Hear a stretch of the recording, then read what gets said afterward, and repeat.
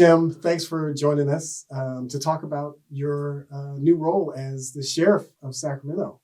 You're the first Black sheriff in the city's history, county's history, I should say. You've lived a life of firsts. You were the first Black mayor of Elk Grove. You're the first elected Black assemblyman for this region.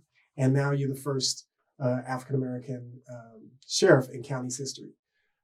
Give our readers and listeners a sense of what goes through your mind in stepping into these places and spaces where you're oftentimes the only African-American, and what's the responsibility that you carry with you in that role, and how those other roles prepared you for this new role. Well, I was also the sheriff's first Black spokesperson. Yes, you were. And what's ironic, you think of California, a state of 40 million people, Larry, and there's only been one Black sheriff ever in the history of California, and that was a sheriff up in Siskiyou County, Sheriff Byrd, many, many years ago. So now I'm number two. And actually, the assistant sheriff of Sonoma County, he got elected in November. He won the runoff, so he'll be the third sheriff come January 3rd. So a lot of firsts. Yeah. I think there's a lot of responsibility as a Black man. It's always in your mind. One thing my mom told me as a young kid, life is not fair. You have to work twice as hard as the other guy. So that's always been ingrained in me. And it isn't fair. It's been tough. It's been road bumps along the way. But I think some of those challenges have made me a better person, a stronger person. And no doubt I've stood on the shoulders of other African Americans in the sheriff's department and politics. So it was a tough road to get there, but along the way, it made me a much better person, much more well-rounded. Yeah. Because I think people don't necessarily know and understand, what's required when you are sometimes the only person in that space.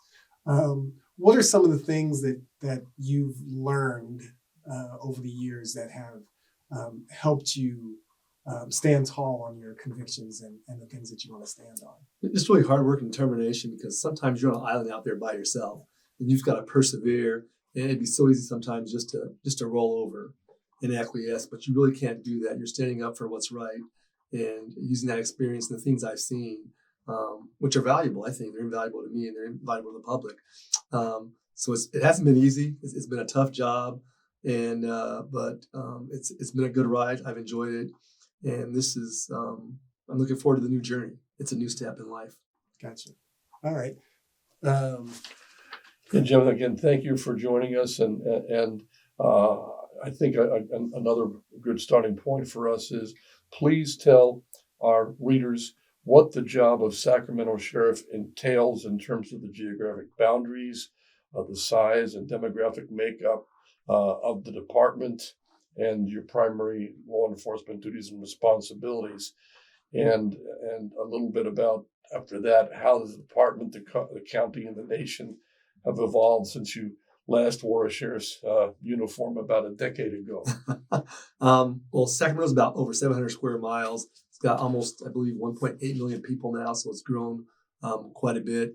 So the sheriff is the chief law enforcement officer in the county. He's elected constitutional officer. I've got about 2,000 employees in the sheriff's department, 1,200 sworn officers. So there's a lot going on.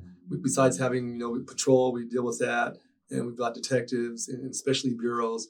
We're also responsible for maintaining the jails. We've got 2 jails, one in downtown Sacramento, one in Elk Grove. We have a work release facility in downtown Sacramento. We've also registered sex offenders. We run the courts, so there's really a myriad of responsibilities the sheriff has. Civil actions, we have a civil bureau that serves evictions, civil notices, many things like that. So it's just it's an all-encompassing job.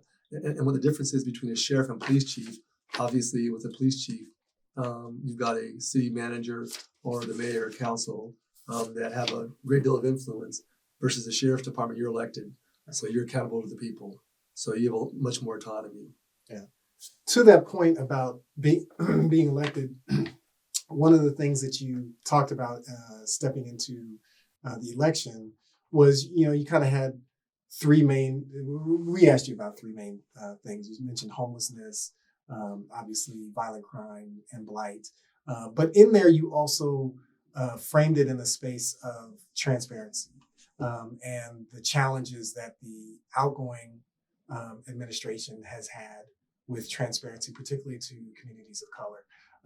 Talk to us about that role of being transparent, and what do you want to do as sheriff to make the sheriff's department seem and be more transparent to the community? Well, I'll tell you, Larry, going to the legislature was a good learning curve to go there and deal with different people, have different thoughts, different views, because sometimes in law enforcement, you're in an echo chamber.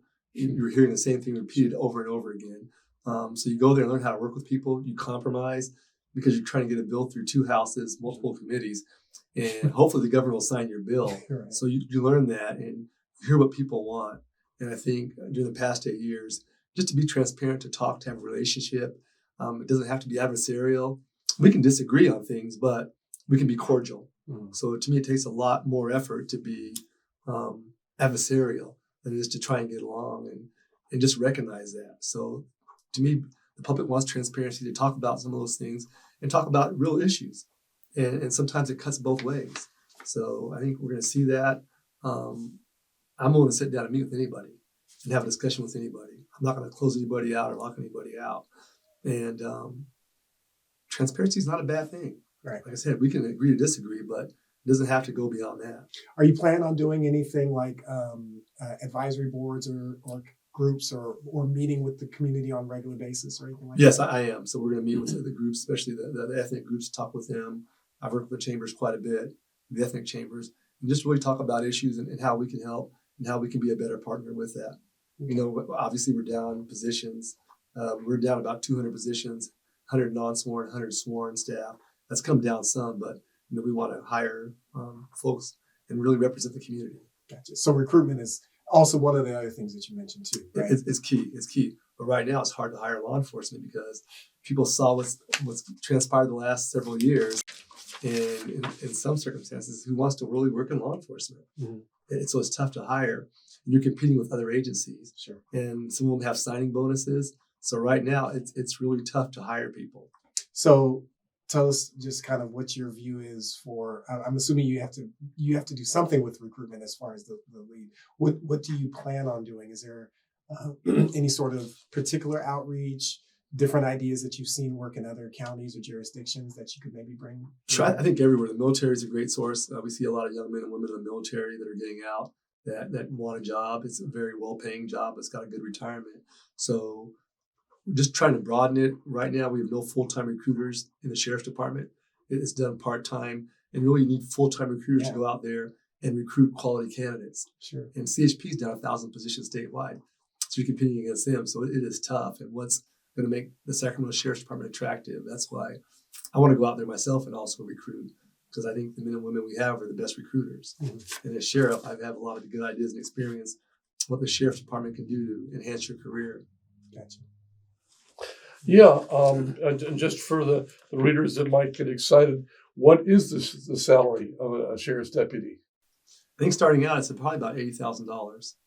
So that's actually pretty good money. That's out of college. You could be. Yeah. Well, and obviously, you don't need a college degree. You don't need a college degree. But if you have a college degree, you're going to make more money. And if you want to promote down the road, you definitely need a college degree. Gotcha. When you talk about recruiting in departments, we know that throughout the nation, we have seen sad examples of law enforcement abuse. And when you look at the case of the lynching of George Floyd, the officer who was convicted of his murder had a whole, jacket full of complaints that had come before. If you were a police chief, say in Minneapolis, and this is evolving, how do you get in front of those kinds of things? I mean, at what point do you tell someone that has a record of over policing or abuse that they gotta step away? Well, first of all, California is very different. As far as the training goes, our officers are much better trained. The hiring centers are different in California. And really, ultimately, what it comes down to is good supervision. Obviously, there's a sheriff, and you've got chiefs, captains, lieutenants. The key is those sergeants, those first-line supervisors, really doing their job and being engaged with the troops. And as the department's leader, telling them your expectations, what you expect from them, and what they can expect from me. And that's probably the most important thing being engaged. And really it comes down to training. You want people that are trained and to talk about those issues. So because of that, there have been a lot of laws that have been passed that impact law enforcement, some good, some not so good. And but I think everyone's trying to figure out what works and what doesn't work. So we're still charting that path and that course. But it's difficult. I mean, obviously crime's up, especially violent crime right now. I got a hearing date at the Board of Supervisors to talk about building additional bed space at the jail.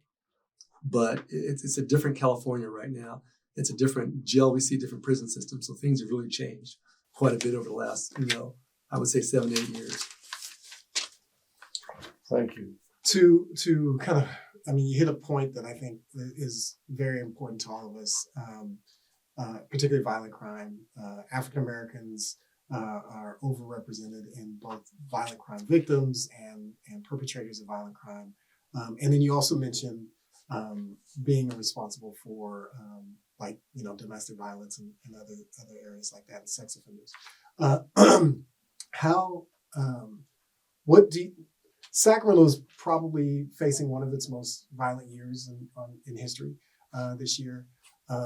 What do you see? What can be done from the sheriff's department to kind of curb violent crime? And I also want to go into kind of your views on the proliferation of guns and their accessibility, and how do we get more guns off the street? Right. I think I'll answer the gun question first. We have a problem with guns. Guns have always been around. They're going to continue to be around. The issue is folks that are prohibited from owning guns, not legal gun owners, because you go back and look at the stats.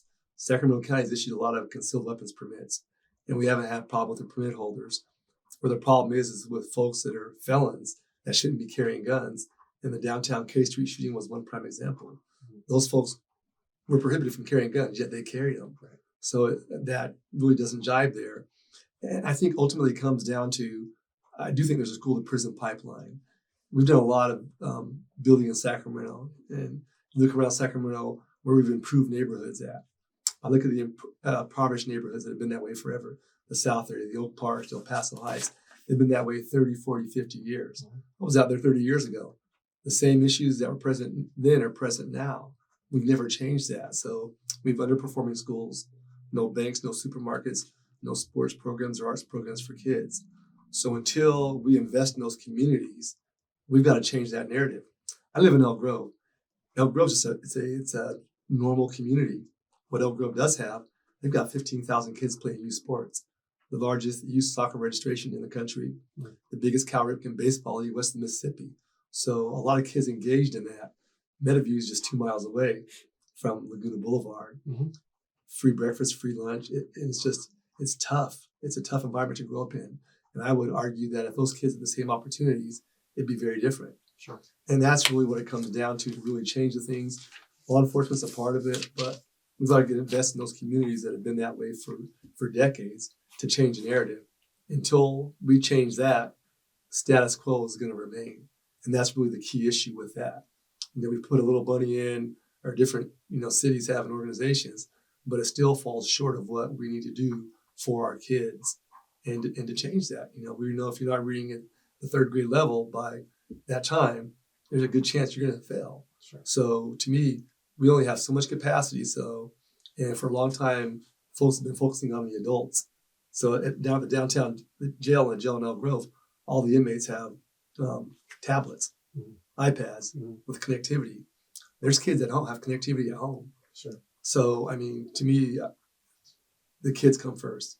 I don't think any kid desires to be involved in gangs or a drug lifestyle. That's the neighborhood they see, and that's what they grow up in. That's normal to them. We've got to change that narrative and save those kids. And that's where it starts at. But once again, it requires a large amount of money to really do that and change it. So you think in your role as sheriff, and again, as an elected representative, can you be a megaphone to issues like that? And are you planning on doing that? Yeah, I am. So what was interesting, in the Assembly, I had a academic improvement program. So I took Burbank, Valley High, and Florin High. Said if you improve your citizenship, your GPA and attendance, we're going to put you in a drawing to go to Facebook, Right. Google, and the 49er Stadium. They have a STEM program. Mm-hmm. So 50 kids from each school got to go do that to give them a buzz, to get them excited about going to college and careers in STEM. And it's just simple things like that to open their eyes. They'd never been there before. They loved Facebook. They loved Google. They loved Levi Stadium, to really change that narrative and expose those kids to something they hadn't seen before. So you're just trying to make it different and trying to really impact their lives. And because the previous sheriff's department didn't necessarily communicate very well with the board of supervisors, and I think I'm saying that kind of nicely. Is that something that you think that you can help champion at the board level as well too? Because I mean, the county has quite a large budget. They can really impact a lot of this decision making. Yeah, I've already talked to them. I've got a great relationship, and I've had one in the past. So it'll be better, I think, once I take over. I think it'll be at an all-time high with the board. Just really communicating, talking with them. If we've got issues, let's work it out. I mean, it doesn't need to be adversarial. Like I said, it requires too much energy to be negative versus to get along with people. And I think the county plays an important part in it. A lot of our problems deal with mental illness, and I put the monkey on the state's back. The state's done nothing to deal with mental illness, and that's a big issue right now. And also substance abuse. If you have a job in a house, it's hard to get off of drugs or alcohol, let alone if you're homeless or you're poor. So that's where we need to really focus on that. And the state has been very heavy, and local jurisdictions, on housing. We spent $20 billion on homelessness, and it's gotten worse. These rich liberals that, they think they know what's better for people of color, and they're driving that narrative. And, we've got to take it back and drive it ourselves. No, you're really hitting on some very important points. And let's stay with homelessness for a while, since apparently the numbers keep going up. And again, from the sheriff's department's point of view, what can you and your staff do to try to address this or mitigate it, or how should this work in terms of trying to start addressing and solving this problem? Sure. Well, number one, it's not a crime to be homeless. It's not against the law to be homeless. Right. That's happened to a lot of people. But when you really dig down deep, no one in this county, no one in this state can tell you what the percentages are of folks that want help, folks that are too mentally ill to make a decision to get help, and folks that just don't want help because of substance abuse. So we know those numbers are pretty significant of folks that don't want help for whatever reason. So, how do we change that? For the homeless camps, we've had about a dozen murders, homeless on homeless, besides the murder of the Ranch Cordova lady and the other incidents that have happened this past year. So a lot of sexual assaults happen in the homeless camps, a lot of drug dealing. So I think there's been a kind of a hands-off approach with law enforcement. They've left the homeless camps alone. You can still enforce the laws in the homeless camp. Obviously, everyone says Boise decision, where if you move them off public property, you have to have a place for them to go. And that's true. But we can deal with that. And I think we're solving that problem somewhat. But it comes back to the underlying problems, mental illness and substance abuse. And there are folks that are okay in this state with someone walking around naked, eating out of a trash can because they have their freedom, versus being the adult in the room and saying, you know what, hey, we're going to do a conservancy, taking into protective custody. That is a bad word.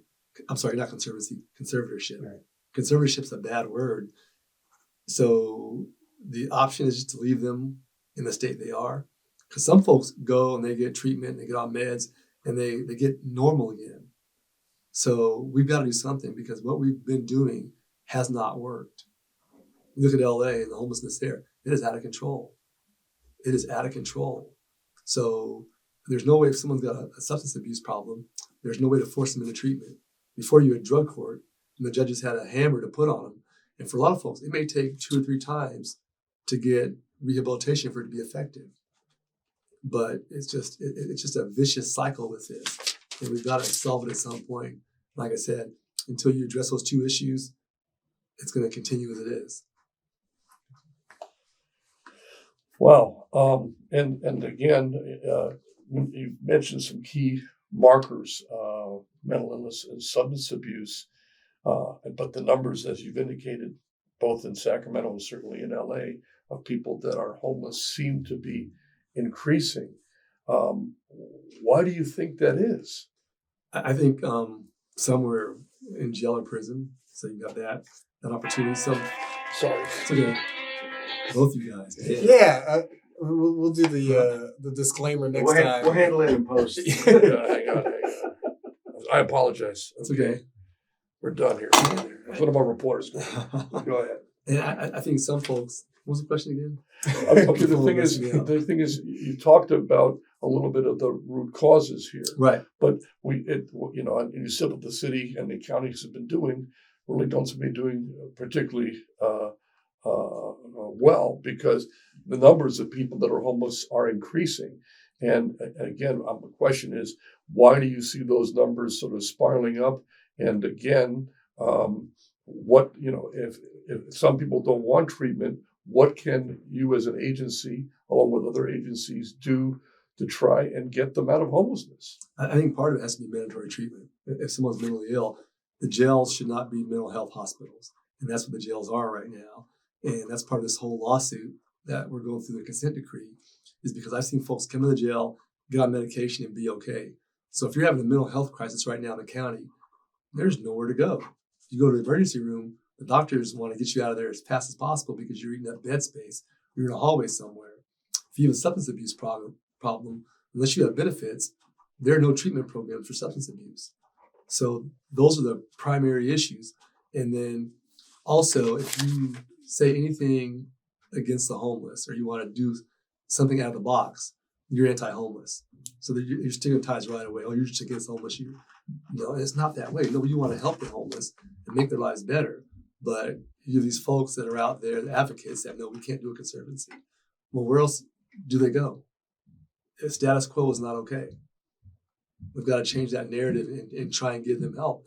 And some may never be able to get mentally stable.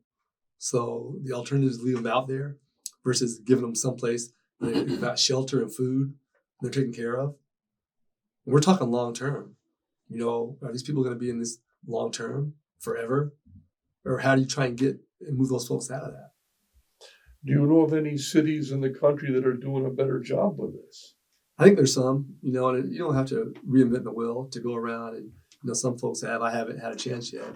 I know some programs to go around and really see what works and have the counselors and intervention. And it's tough sometimes. People just are set in their ways. But in talking to folks, and one thing I do know, there's a segment that, like I said, don't want help for whatever reasons. No one can tell you what the numbers are. Nobody. So when we start addressing this issue come January, we're going to keep track of it to see, so we can go back and tell the public, hey, here's what we found out so far. Look at the bike trail, the American River Bike Trail, 100 fires in the past 2 years. It's eaten up an enormous amount of resources. And that's because of the homeless living there. So we've got to get them off and get them appropriate housing. Those that want appropriate housing, those that don't want appropriate housing, they've got to move and go somewhere else. And I travel through the bike trails quite often, and they say the numbers in Sacramento County that about 40% of the homeless are African American. I would wage to say that in the bike trail areas, that number is much higher of African Americans. I would say it's more closer to 60 to 65% of African Americans who are homeless. When we have big events, marathon, and we just had the bike. Yes. Yeah. Amgen tour. Yeah, and I noticed that they somehow get the homeless out of the bike trail areas, right? And they clean the area up pretty nicely. Right. I don't know where they go at that time, and I don't know if you know.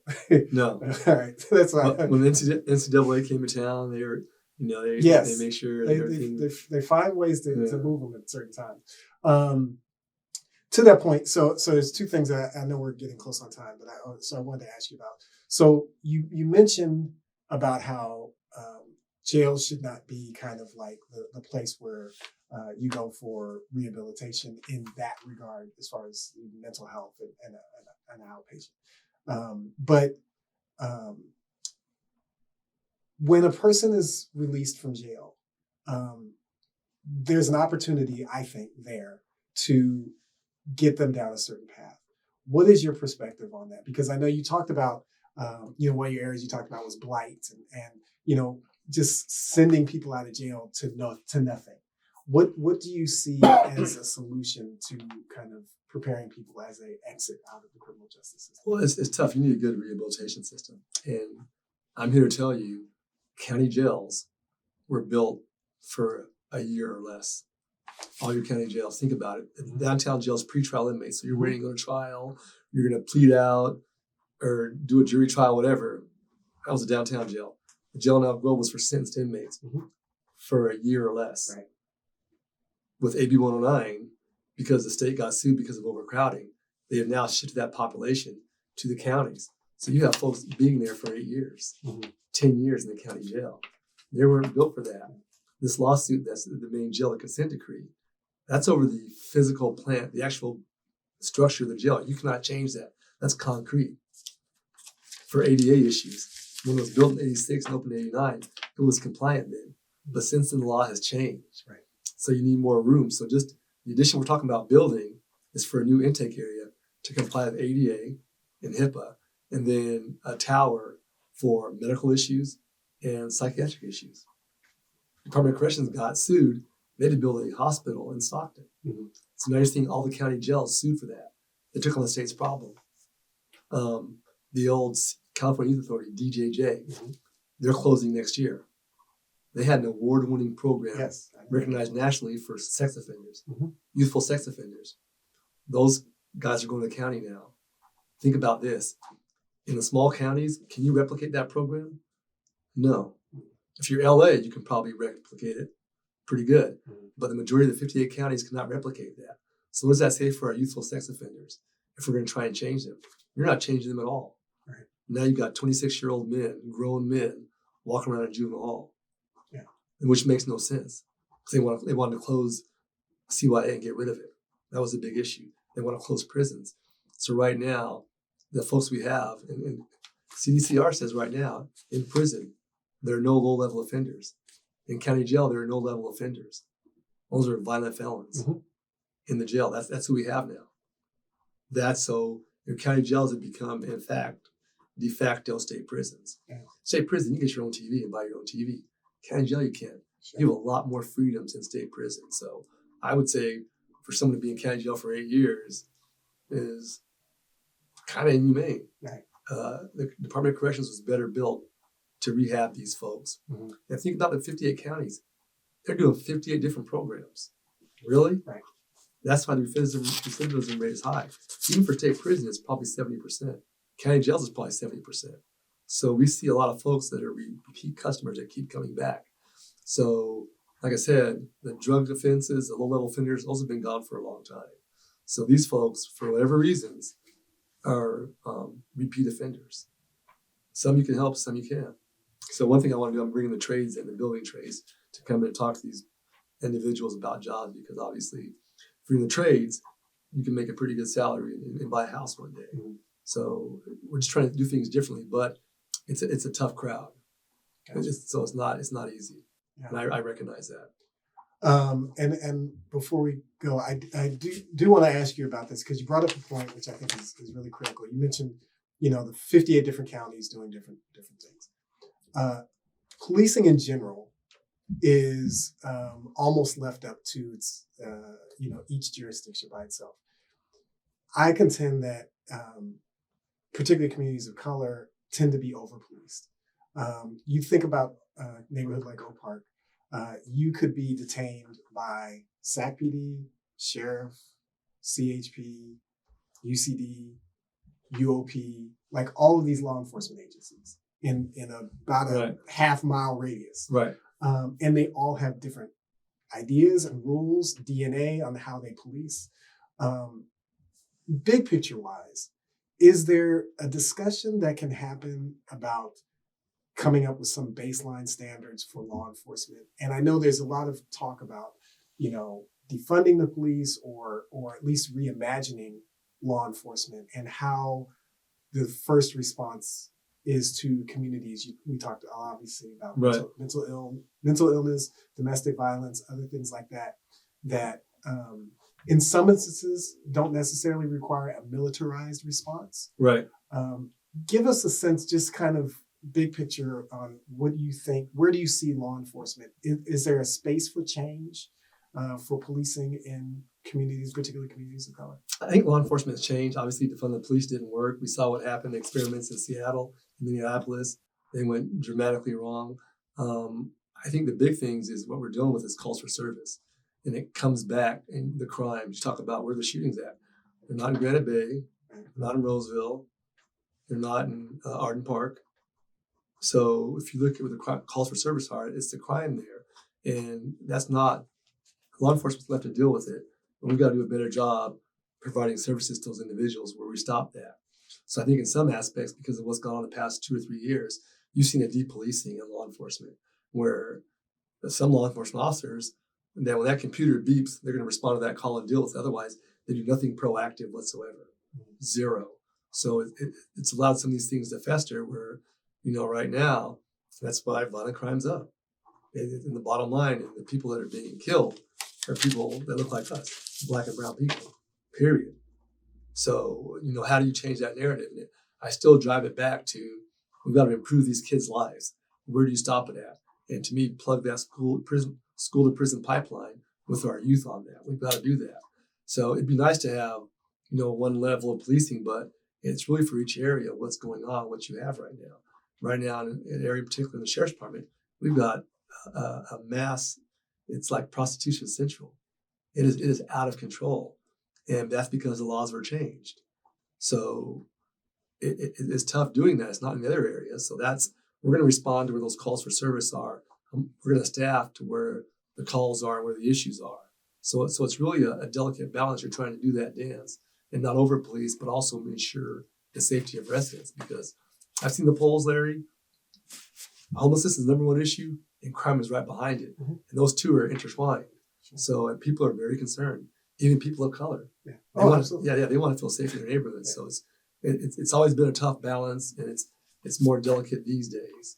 So there's no silver bullet at all, but I think we have to have a larger emphasis on those community services and really revitalize those neighborhoods. Is there a place for conversation? And again, I want to come back to this just real quick. Is there a place or a space for a conversation that is happening between law enforcement agencies to talk about that in regions? So like, again, you're in charge with also for Rancho Cordova Police, right? Yes. So is there conversations about, how do we, multiple jurisdictions, multiple agencies, police this community in particular? Can you be a convener of that? The conversation's happening. It's just it's not an easy job. It's not an easy job to do. Yeah. And you're dealing with human beings. You're not machines. Yeah. And most of the time people have good judgment. Sometimes they have bad judgment and do dumb things. So you can do 1,000 good things and one bad thing happens. Sure. Yeah, it impacts everyone.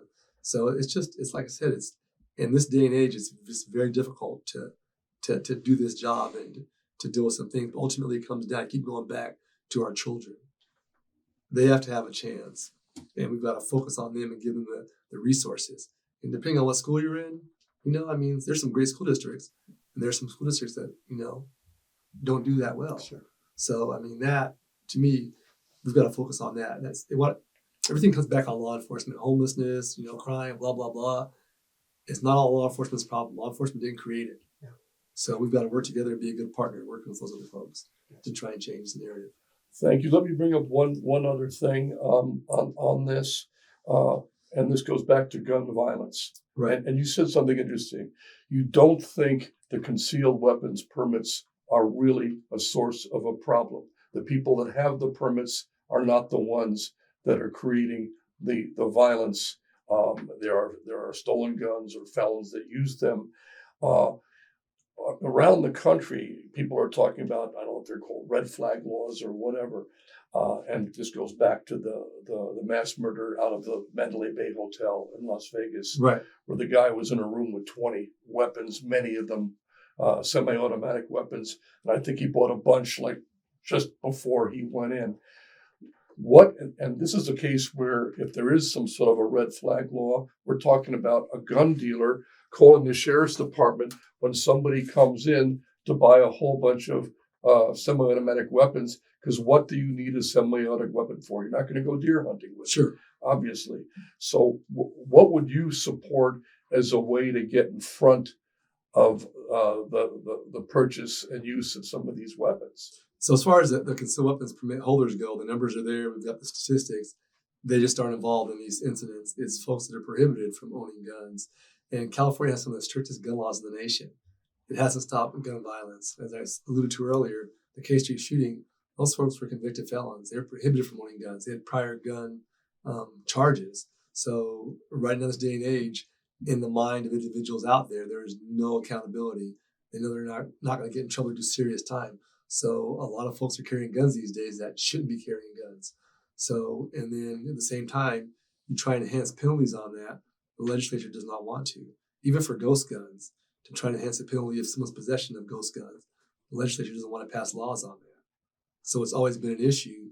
The legislature right now is in the mode, they will not sign into law anything that puts anybody in jail or prison, even if it's for that. So it's just, people need to figure out what they want. And I'll give you a good example. Hate crimes are off the hook right now, especially with the API community. It's up dramatically. We've seen the videos, people getting assaulted, beaten up, even killed. LGBTQ community, hate crimes are up dramatically. Transgender, like I guess 80 or 90%. The Jewish community, hate crimes are up high. Muslim community, hate crimes are up high. Right now in California, a hate crime is not considered a violent felony. Even if you burn a place of worship down, and if you go to prison behind a hate crime, you did something really, really bad. So if you get convicted and sentenced, you're eligible for early release for a hate crime right now.